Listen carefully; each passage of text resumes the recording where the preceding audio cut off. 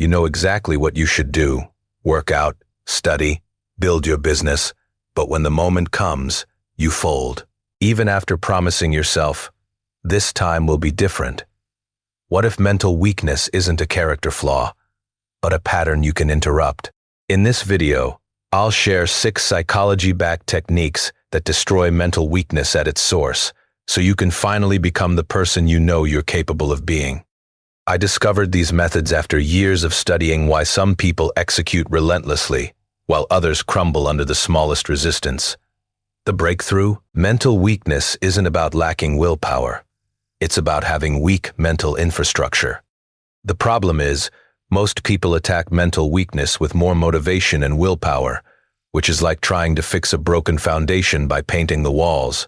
It fails every single time. By the end of this video, you'll know exactly how to rebuild your mental infrastructure from the ground up. Let's dive in.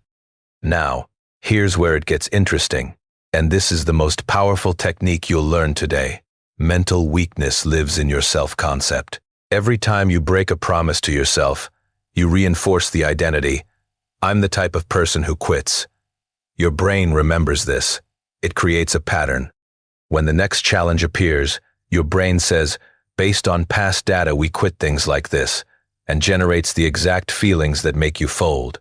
This works through a process called identity-based behavior. Research from Stanford's behavior lab shows that your actions follow your identity, not your goals.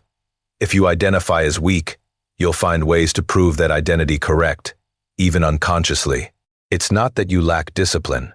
You're being perfectly disciplined to an identity that doesn't serve you. Here's how to replace it. First, write down your current identity. Be brutally honest. I'm someone who starts things and quits. I'm someone who avoids hard conversations. Second, design your new identity statement.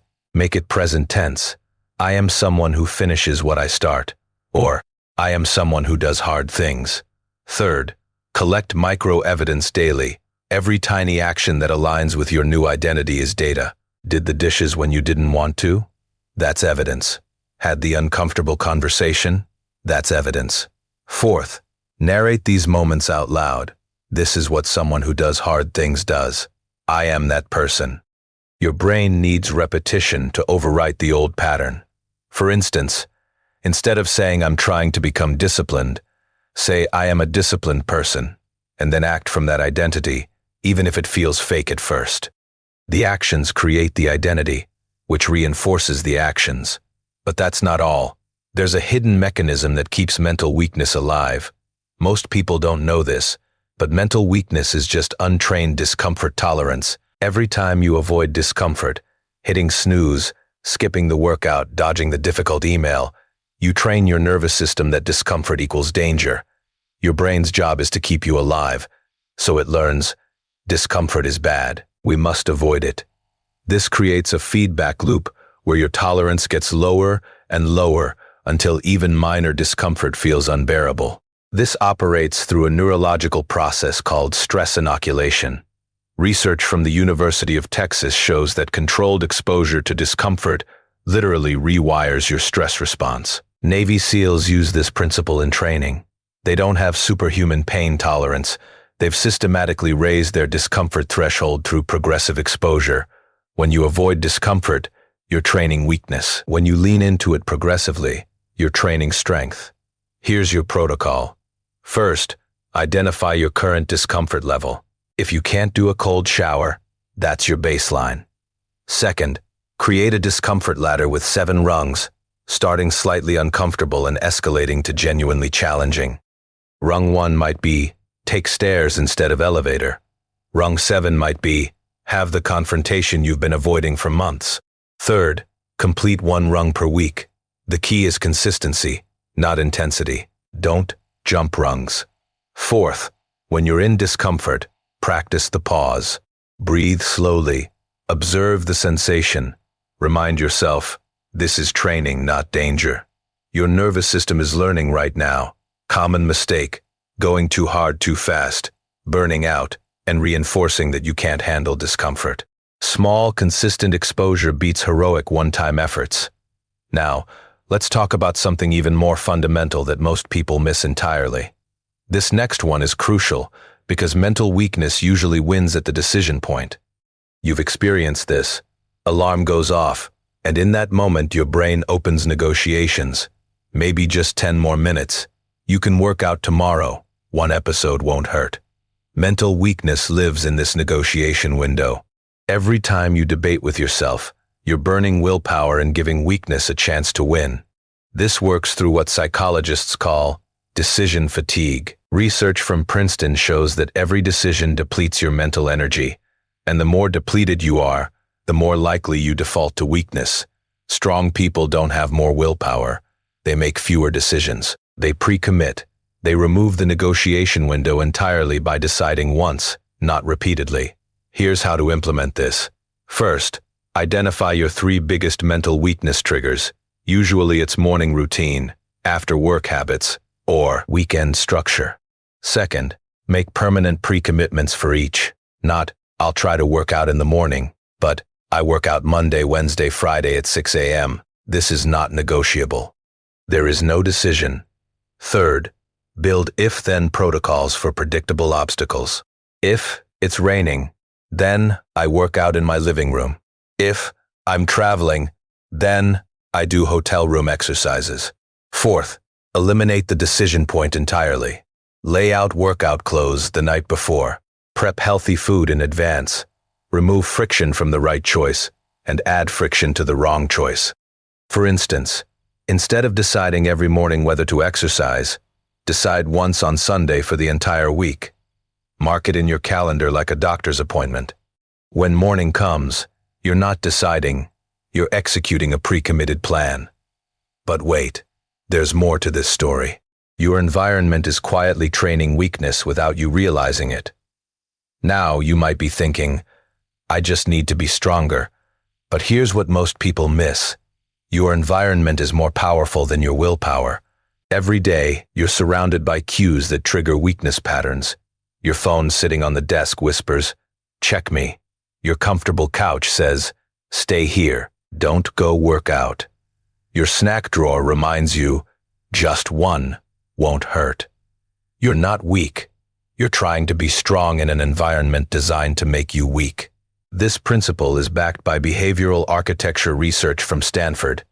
Your brain is a prediction machine that responds to environmental cues faster than conscious thought. If your phone is visible, your brain automatically considers checking it. If junk food is accessible, your brain keeps suggesting it. Strong people don't have better self-control. They design environments where the right choice is the easy choice and the wrong choice requires effort. Here's your environment redesign. First, audit your spaces. Where do you spend time? What cues exist? Second, remove weakness triggers completely. Not hide them, remove them. Delete social media apps. Throw out junk food. Unplug the TV. Make bad habits inconvenient. Third, make strength cues unavoidable. Put your workout clothes on your pillow so you must move them. Put your journal on your coffee maker so you see it first thing. Fourth, create friction layers for weakness and remove friction for strength. Want to waste time on your phone? Keep it in another room, in a drawer, powered off. Want to work out? Keep everything ready to go.